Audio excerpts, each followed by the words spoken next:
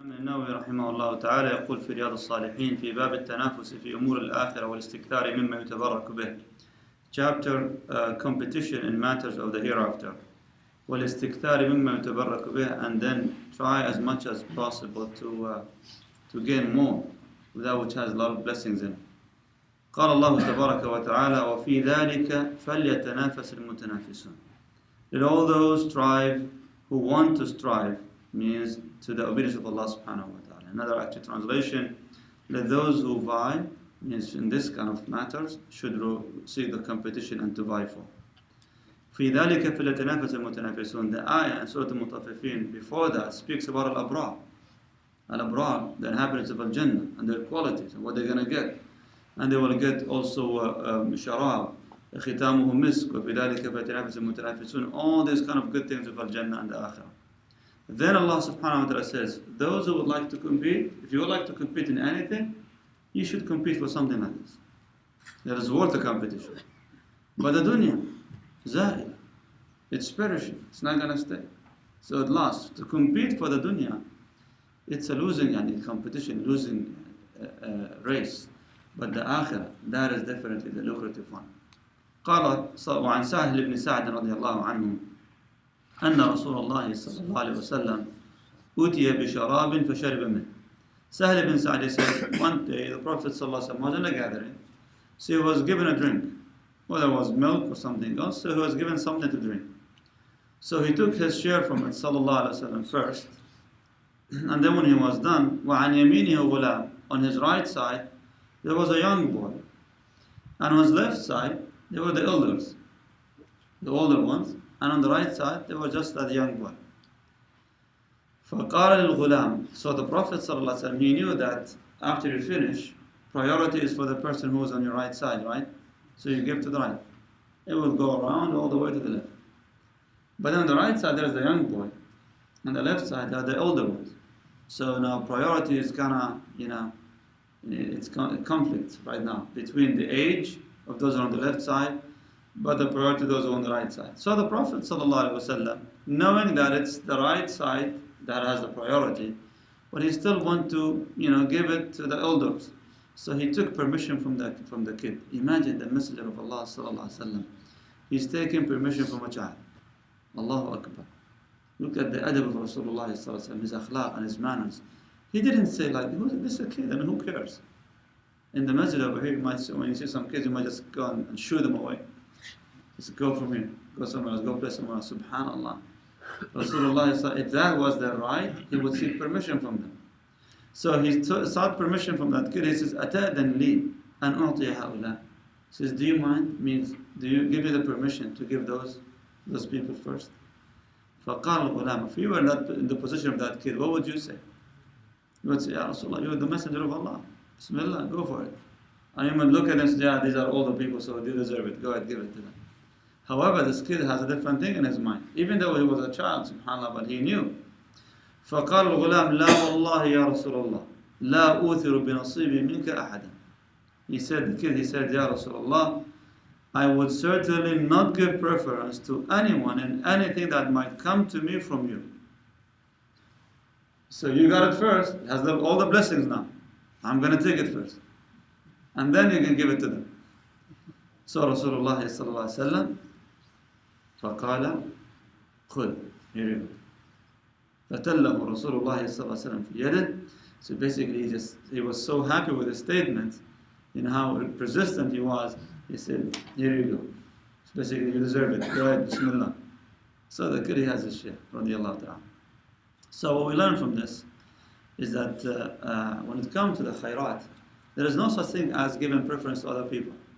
Before that, we were talking about ithar, altruism. In matters of dunya, in matters of wealth, in matters of food, in matters of things, you give preference to other people over your needs. But when it comes to the akhirah, you should not be giving preference to anybody else. So for example, I have seen scenarios that happen here in the masjid. Scenarios that happen in the masjid, for example, there will be, the brothers, they come to the masjid, so they start standing up, mashallah, lining up for salah for the first line, and then there will be one or two gaps in the first line. And I would be surprised and shocked that the people in the second row, everybody's just saying, you go, you go. I mean, inviting each other to get to fill that gap. Ya akhi, there is no invitation over here. And Nabi Sallallahu Alaihi Wasallam says, لَوْ يَعْلَمُونَ مَا فِي الصَّفِّ الْأَوَّلِ. If they know the reward that is hidden in calling for the adhan or standing in the first line in salah, لَاسْتَهَمُوا عَلَيْهِمَا. They would have drawn lots. Basically, they would just throw lots. Basically, who is going to be standing in that line? Because they would be fighting for it, and they would not be able to solve it unless they just, see who's going to be just pulling, who's going to be the person to take that place.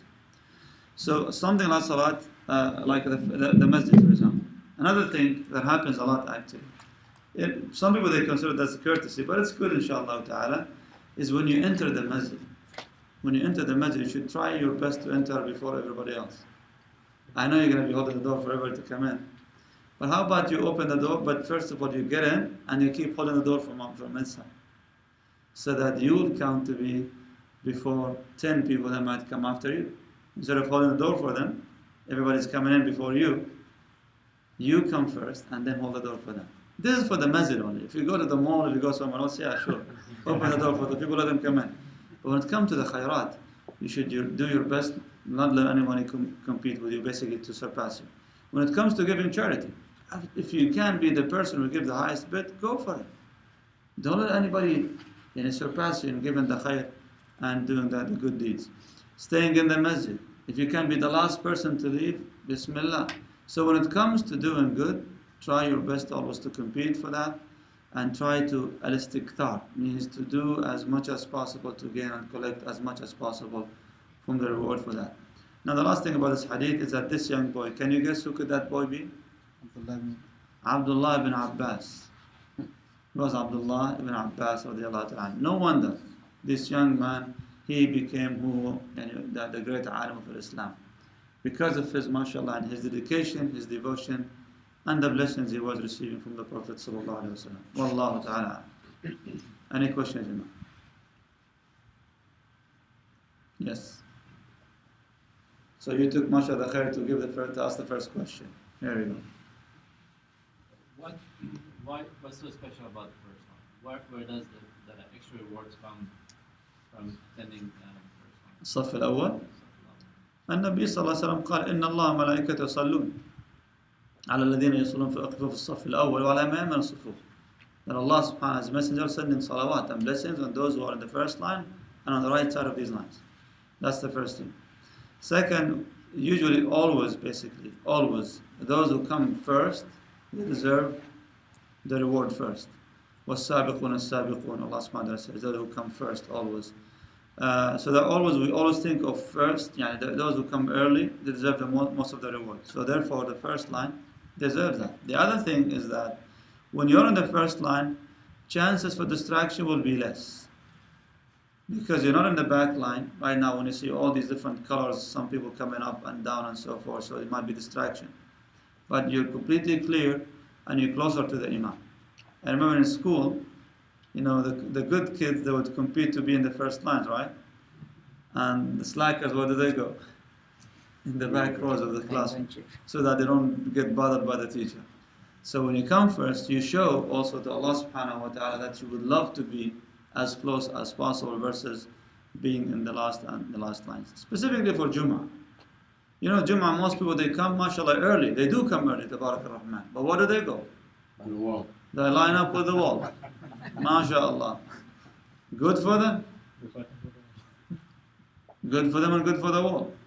But when it comes to the reward, it's those who come and stay in the front. Wallah. Yes, follow up on it. Follow up, yes. So we know it is special because you come there first, right? No. You're there before everybody else. Hence, you started, you waited for the salat, and you're doing the ribat, you probably heard the adhan. No. Hence, my mind is a big reward for that. Not necessarily, say, somebody just coming in and Salah is Imam and he's racing an old man to get to the front line. You know what I'm saying? Wallah, if he's racing an old man to get to the first line, so I don't know how to describe that. It's, it's still, I understand. I understand what you're saying. Yeah. That those who come early as possible, they sit down in the masjid, reading the Quran, listen to the adhan, make 2 rak'ah and sit and wait for the imam to come. Those are the people who deserve this reward, right? But someone who comes late and then suddenly when they hear the iqamah, he jumps straight into the first line to take the reward. The answer is he will get the reward for it. How about that? What if you cut in front of somebody? Cutting in front of other people, that's a different thing. But the thing is that's to teach the people who come early not to go and sit in the back, yeah. I understand that part. Nah, so let them come and fill these lines. I remember actually when we used to be in school, there was one brother, mashallah, he comes late. But the masjid is almost half full already. So in order to secure his first and the spot in the first line, he would just like I said, he cut in front of all the people, and he comes even in front of the first line to pray his sunnah. So when they call the iqamah, he would back up just to find a space for him in the first line. It was really, people they criticized it for that. No one liked it. Everybody would look at him and just kind of glancing him in a way that somehow, what is that? What are you trying to do? If you really want the first line, you need to come as early as possible to deserve it. But still, those who would race to get into the first line, even though they come late, they would take the reward for the first line. Wallahu a'lam. So follow up to that too. So if you see a hafiz, usually hafiz, you want to be in the front. There's only one spot. Of course, if there's huffaz that the imam would need them behind him, then let them they take priority, because the Prophet ﷺ says, لِيَلِنِي مِنْكُمْ أُولُو الْأَحْلَامِ وَالنُّهَى. Let those who pray behind me be أُولُو الْأَحْلَامِ وَالنُّهَى. It means we call them the Rashidun, basically those who have mashallah good understanding. And Ashab al-Uqul means people of good minds. I want them to be behind me so they can help me if I needed help with the qira'ah and so forth. Wallah. But isn't that only just for qira'ah, or is that for elderly in that case? And that's what I understood too. Well, sometimes elderly might not necessarily be qualified to be behind the imam. They don't have to be. Yeah, so but it's not a matter of age. It's a matter of qualification for that position in terms of hifz al-Quran and knowing the ahkam of salah. So we don't lose our reward by giving them space in the first line, and by faster going back and giving them space in the first line. If there is someone more qualified, like being hafiz, and he deserves the spot, you give it to him. So And inshallah you get. I hope you will not lose your reward, because in this case you're obeying the Prophet ﷺ, giving him priority. But if it's just because someone that you missed, you come and you give him a space in the first line, no, take it for yourself. No.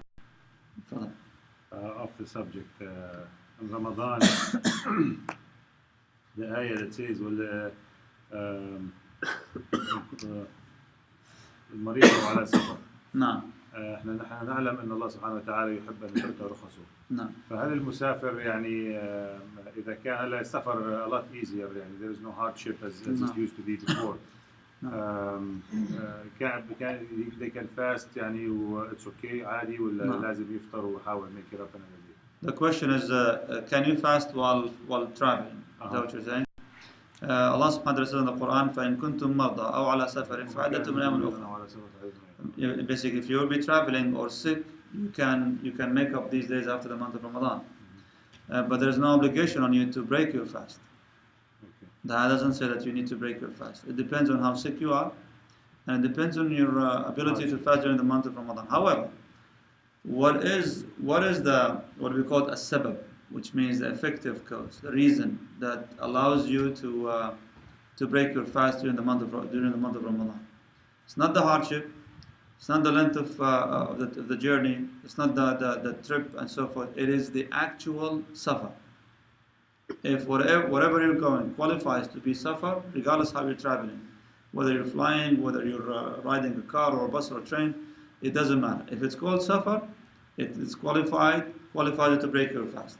How about hardship? Hardship is a relative issue, because what is easy for you might be harder for someone who is maybe 10, 15 years older than you, or maybe younger than you. So it depends.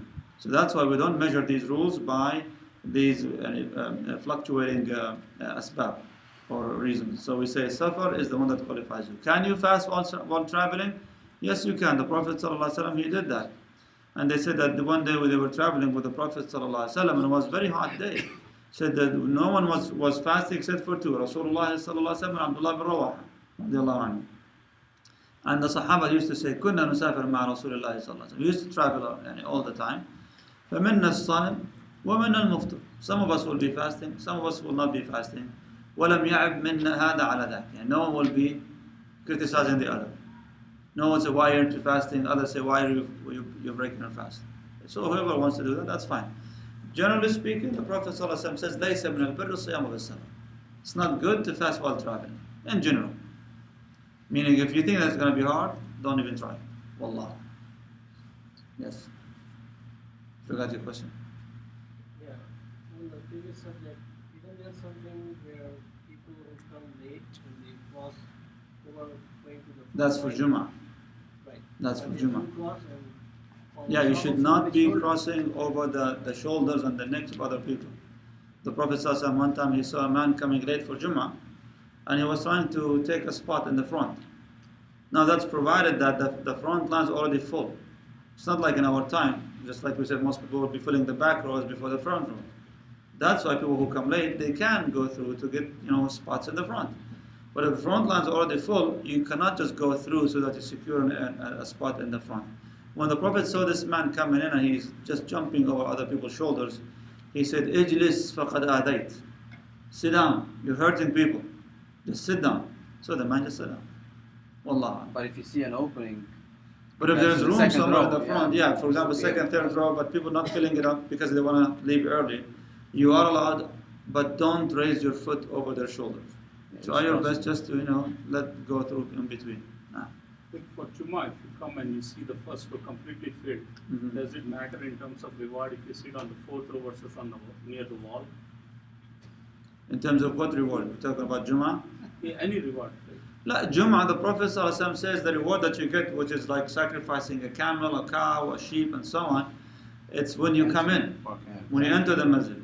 That's what it is. However, the reward for the salah, which line you are, that's based on what you're going to be sitting or what you're going to be praying. So if you come, let's say, in the first hour of Jummah, you got your car, you got your camel, but then you chose to go all the way to the back just to secure a spot, to lean on the wall.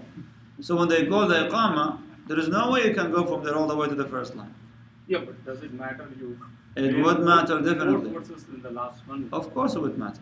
Because the Prophet ﷺ says, خَيْرُ صُفُوفِ الرِّجَالِ أَوَّلُهَا. The best lines for the men are the front lines. وَشَرُّهَا آخِرُهَا. And the worst are the back rows in Salah.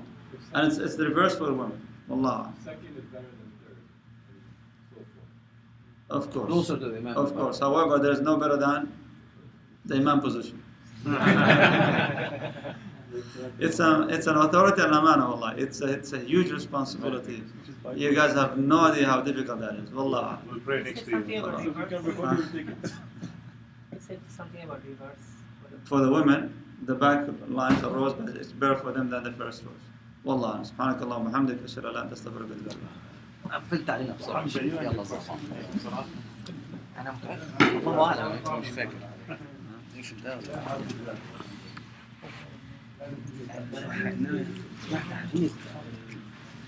وابدا